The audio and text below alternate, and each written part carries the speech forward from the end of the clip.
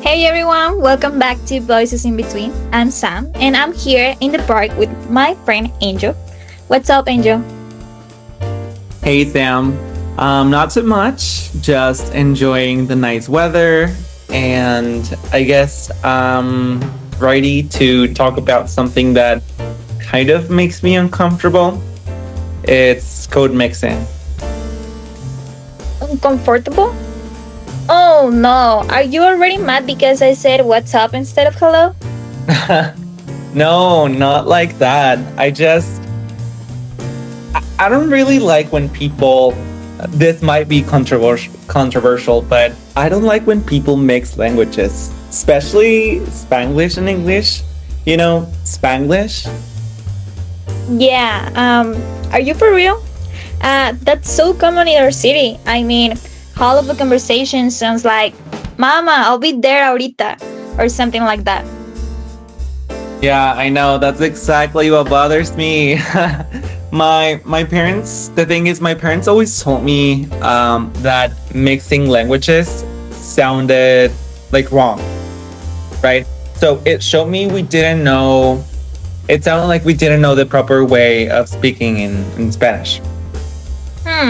So that's interesting because in Jones and Themistocleous in chapter 4, they explain that code mixing is actually a normal creative linguistic practice.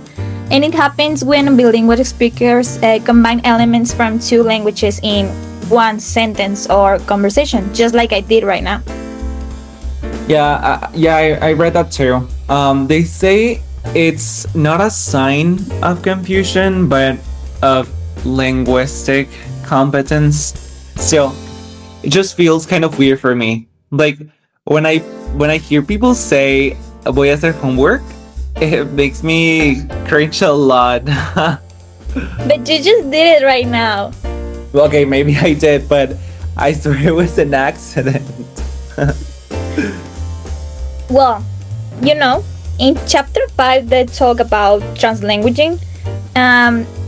How multilingual people don't see languages as separated system, but as a flexible repertoire.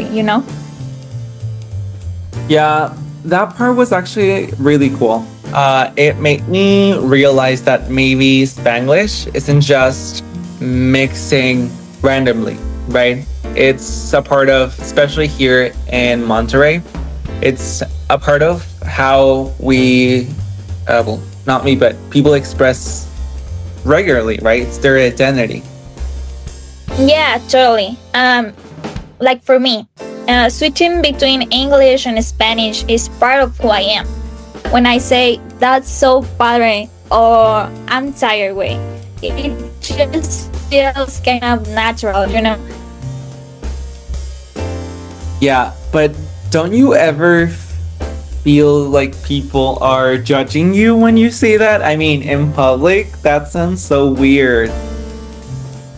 Yeah, all the time. But don't people judge for everything nowadays? Some teacher True. used to correct me, like, don't say that in English class. But honestly, I think Spanglish represents our culture, like living between two words, just like Right. Hannah Montana. Yeah, we are really close to the US. I do see your point. I guess that's crossing what that means, right? When someone uses a language priority but isn't really theirs, it's just to express identity or to belong in a group, right? Yeah, and sometimes when non-Latino friends use Spanglish, it sounds very, very different.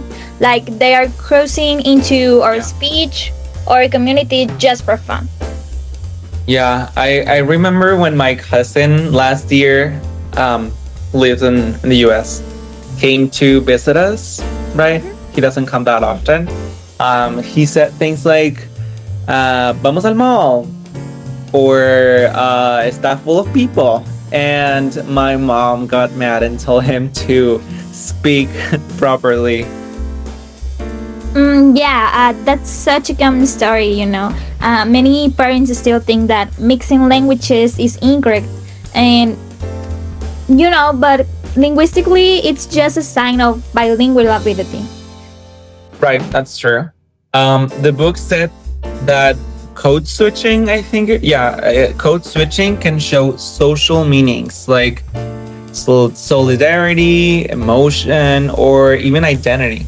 So I guess when people do it intentionally, it's not like wrong, right? Yeah, and just to continue with this, let me ask you something, Angel. Do you really think you could ever feel comfortable speaking Spanglish?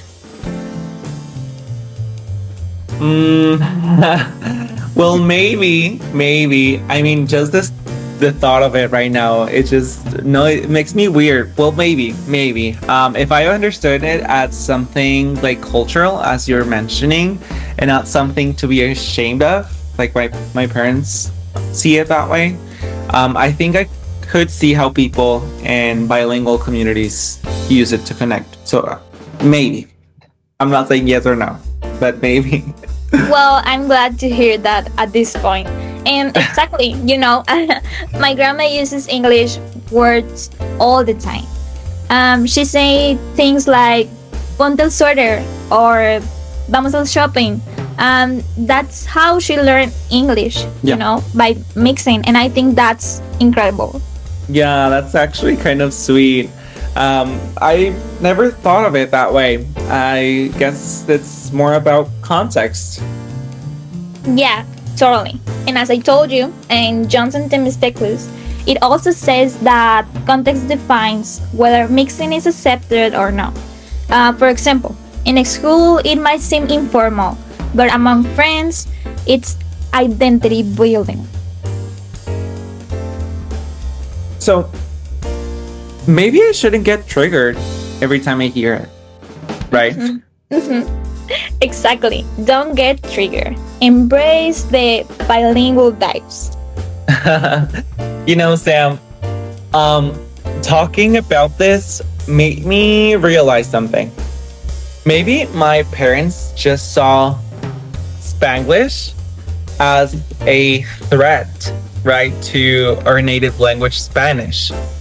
But I guess it's really evolution, like language adapting to, times, to now that, English is more commonly used. So it just adapts to our world nowadays. Yeah, totally. And as everything, language is always changing. That's what social linguistics teaches. That's variation, code mixing, and translanguage are part of human communication. So it's okay to mix languages. Right. Well, let me think. Maybe if I start with like small words, like I don't know. Vamos al mall, like my cousin said. Vamos al mall. Let's go make the. It just sounds weird, but I'll try my best. And maybe if I, keep continuously trying, I'll get better. It will not sound so weird to me. It's just not bad English or bad Spanish. It's just our way of speaking nowadays. Oh my god, look at you getting all sublinguistic. Guess you are rubbing it off me. Okay. Well, alright guys, that's all for today's episode of Voices in Between.